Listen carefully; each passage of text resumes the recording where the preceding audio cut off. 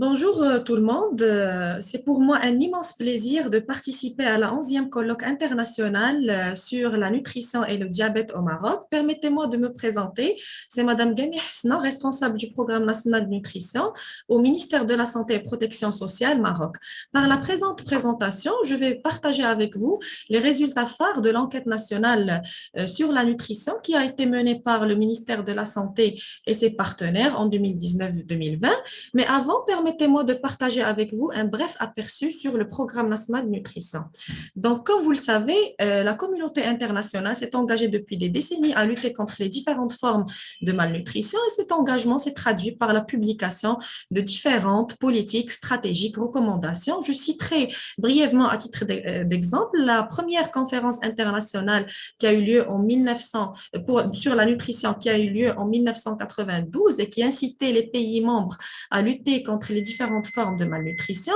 Je cite aussi les objectifs millénaires pour le développement, les cibles mondiales de la nutrition 2012-2025, les objectifs de développement durable 2015-2030 et aussi la deuxième conférence internationale qui a eu lieu à Rome en 2014 et qui continue à inciter les pays membres à investir davantage en matière de nutrition. Il y a aussi le rapport de l'INSET qui donne tous les détails sur la double charge de malnutrition avec des interventions à double usage pour lutter contre le double fardeau ou bien la double charge de malnutrition. Et puisque le Maroc est un membre du bureau régional EMRO, je citerai aussi la stratégie régionale EMRO de la nutrition, que ce soit celle de 2010-2019 et de 2019-2020. Donc, à l'instar de la communauté internationale, le Maroc s'est engagé également à lutter contre les différentes formes de malnutrition, qu'elles soient de type carentiel ou bien de type de surcharge, telles que le surpoids, obésité. Et donc, cet engagement s'est traduit par la publication de différentes programmes, recommandations, stratégies. Donc, dans les années 60, on avait le programme de lutte contre la malnutrition protéine et énergétique. Vers les années 70, il y a eu le programme de lutte contre les maladies de carence. Aussi, dans les années 90, la lutte contre la carence en iode à travers l'iodation universelle du sel.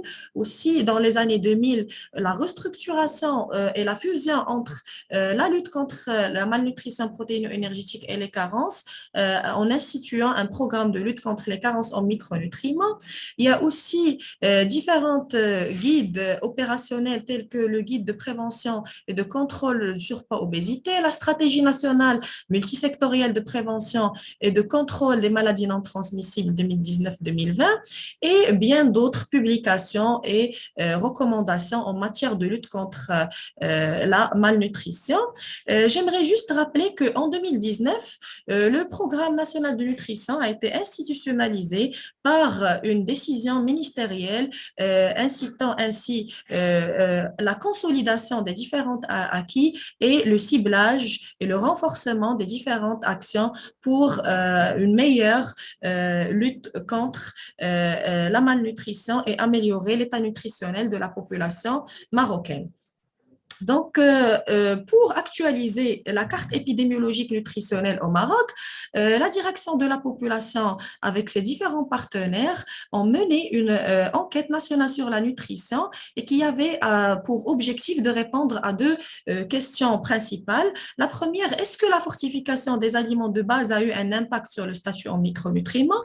Et la deuxième, est-ce que les interventions nutritionnelles entreprises au niveau national ont eu un impact sur le statut nutritionnel de la population la plus vulnérable. Les objectifs spécifiques de l'enquête nationale de nutrition 2019 sont estimer les prévalences de carences en micronutriments parmi les enfants âgés de moins de 5 ans et ceux de 6 à 12 ans, estimer la prévalence des carences en micronutriments parmi les femmes en âge de procréer, évaluer le profil anthropométrique des enfants et des femmes et évaluer pour la toute première fois au Maroc le score de diversité alimentaire chez les enfants et les femmes concernées par l'étude.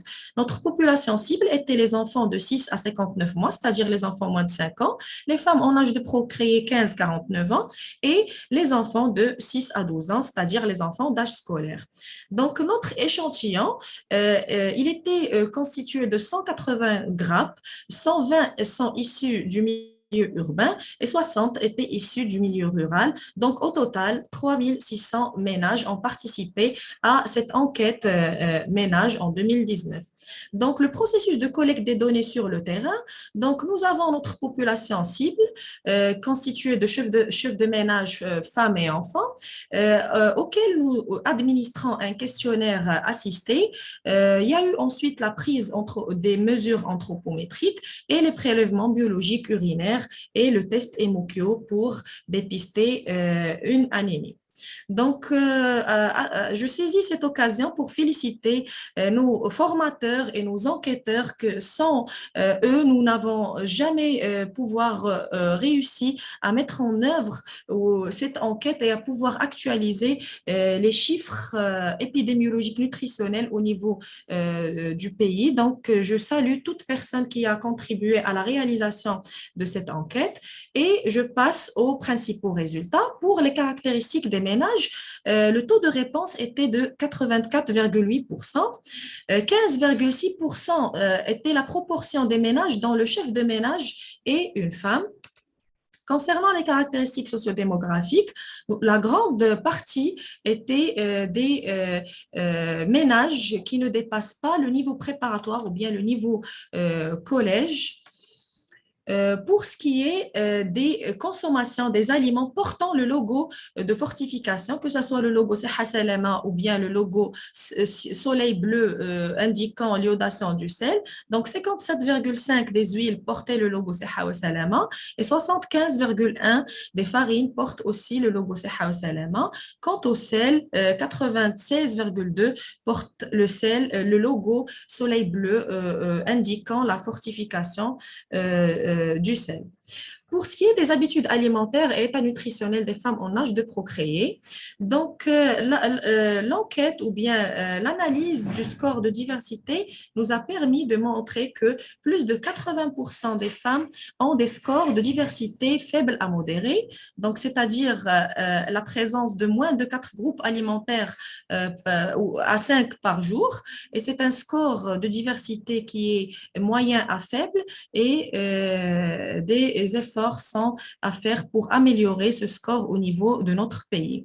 Pour l'état nutritionnel, 2,3 des femmes souffrent de maigreur et la plus grande majorité des femmes ont surpoids et obésité avec 29,2 le pourcentage de surpoids et 28,4 le pourcentage d'obésité chez les femmes en âge de procréer. Pour l'anémie, nous avons enregistré une nette amélioration.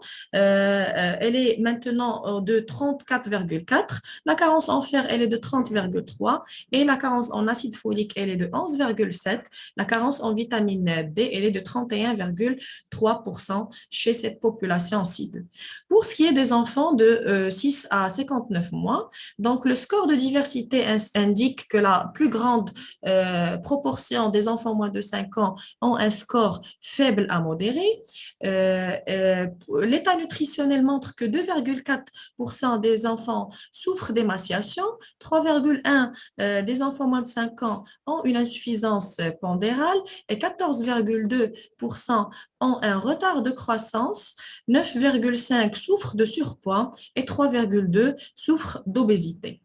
Pour les prévalences des carences en micronutriments chez les enfants moins de 5 ans, 47,5 souffrent d'anémie, 23,5 carences en fer et 8,8 souffrent de carence en vitamine A et 8% ont une carence en vitamine D. Je tiens juste à signaler que la carence en vitamine A a été éliminée pour cette tranche d'âge. Donc, les enfants ne souffrent plus ou bien la carence en vitamine A ne constitue plus un problème de santé publique pour cette tranche d'âge, notamment les enfants moins de 5 ans. Pour la troisième population cible, c'est les enfants de 6 à 12 ans. Donc, le score de diversité alimentaire, la grande majorité est située entre un score de diversité faible à modéré. Pour l'état nutritionnel, 2,9 d'enfants souffrent d'émaciation, 11,3 souffrent de retard de croissance et 13% ont un surpoids et 5,4% ont une obésité. Pour les carences en micronutriments, donc 23,8 des enfants de 6 à 12 ans sont anémiques, 11,9 souffrent de carences en fer, 10,9 souffrent de carences en vitamine A, 3,1 ont une carence en vitamine D et 21,6 ont une carence en iode. Et donc, ce qui suggère que cette tranche d'âge a un problème de santé publique caractérisé par la présence de la carence en iode et son impact sur le développement neurocognitif et le rendement scolaire. Donc, pour conclure ma présentation, la fortification des aliments de large consommation en vitamines et minéraux a bien sûr eu un impact sur le statut nutritionnel de la population. Cet impact, il est caractérisé par l'élimination de la carence en vitamine A chez les enfants moins de 5 ans, qui ne constitue plus un problème de santé publique, et elle est caractérisée par l'amélioration des autres carences, mais d'autres efforts sont à déployer en matière de fortification et en matière d'intervention nutritionnelle visant d'améliorer davantage l'état nutritionnel, anthropométrique et en matière de carence en micronutriments pour justement améliorer la situation nutritionnelle chez la population de façon générale et chez la population vulnérable de façon spécifique, à savoir les femmes et les enfants, afin de contribuer au bien-être physique, mental et social de la population. Donc, merci pour votre attention et si vous avez des questions ou interventions, elles sont les bienvenues.